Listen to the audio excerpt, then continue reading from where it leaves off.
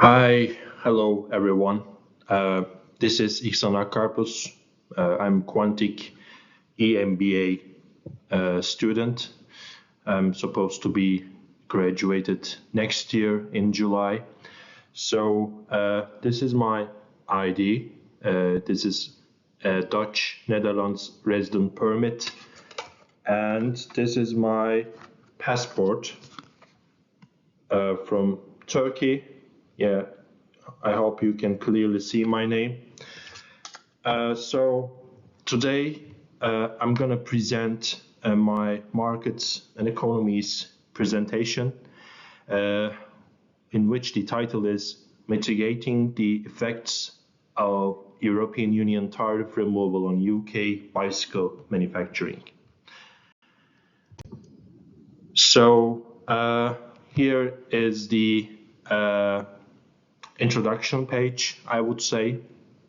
I just classified the three outstanding headlines here, where the so-called Chinese bicycle imports have been prevented with a tariff.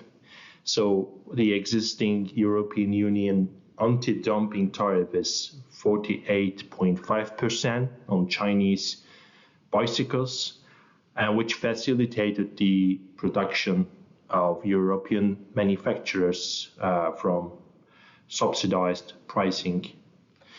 So after Brexit, the UK regained control over trade policy and may lift the tariff to benefit consumers.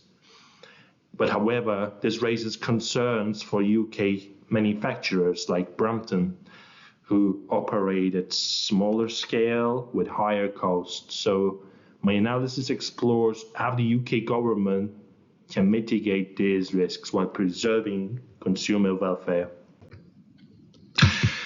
So here we go.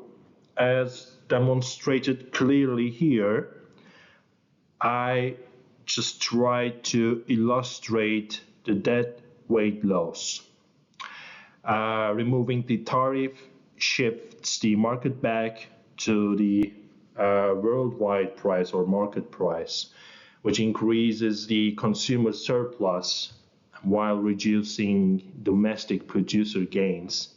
And the orange area represents, of course, the dead weight loss caused by the tariff for sure. A measure of markets lost efficiency here, where the core of this page lies in. So I would say consumers benefit through the removal of the EU anti-dumping tariff, which has a clear distributional impact here. And there are some winners and some losers in this case, because lower prices are bound to be happening here. But domestic producers like Brompton face intense competition, so they are supposed to be suffering.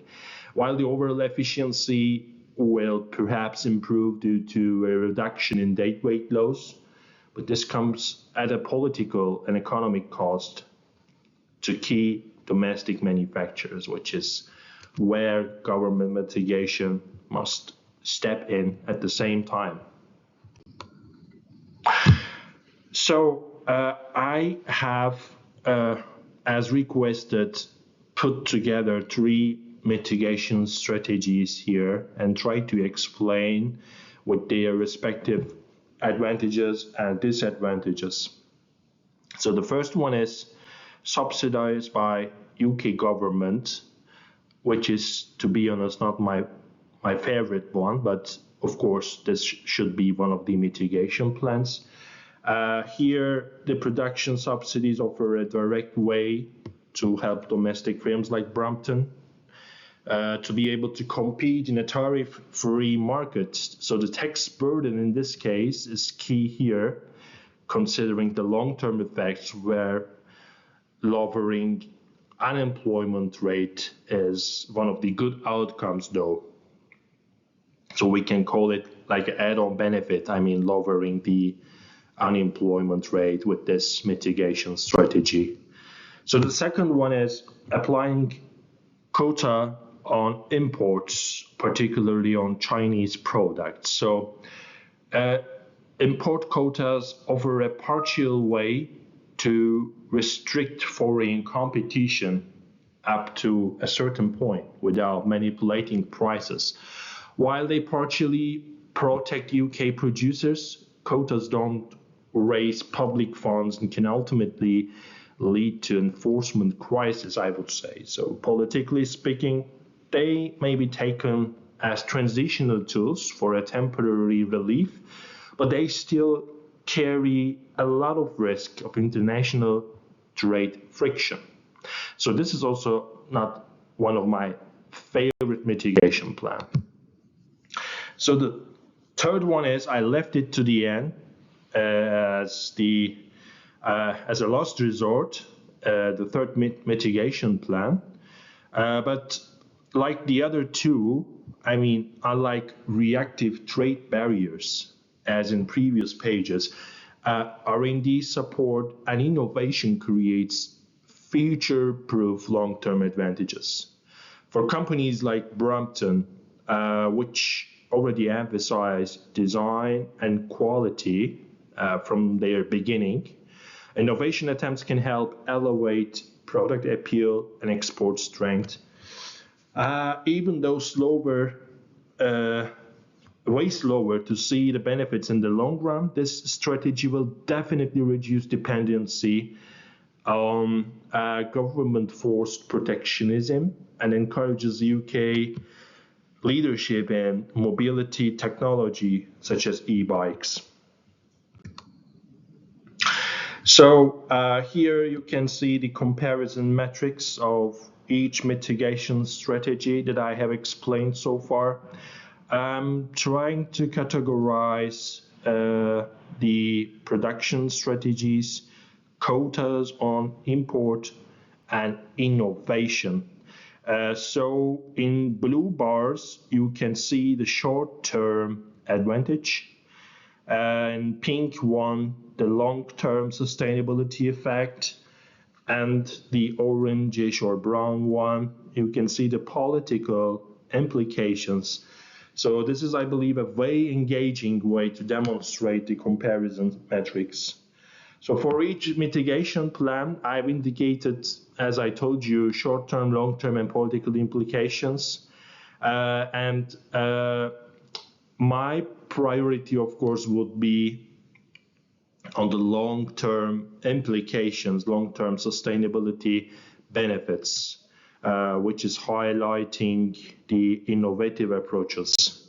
So, yeah, this is just a way of explaining my view of here, getting rid of the tariff burden on other quota enforcements, but just relying heavily on innovative efforts here.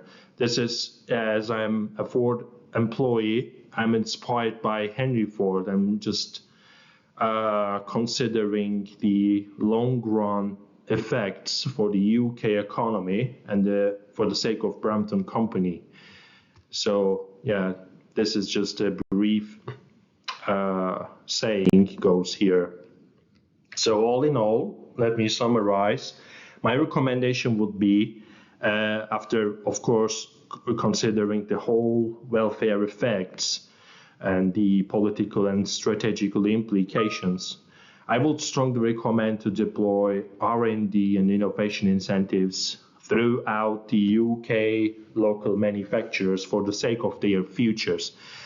Because in the long run, that will definitely work and yield desired outcome to be able to compete with other manufacturers, especially against the Far East Chinese ones.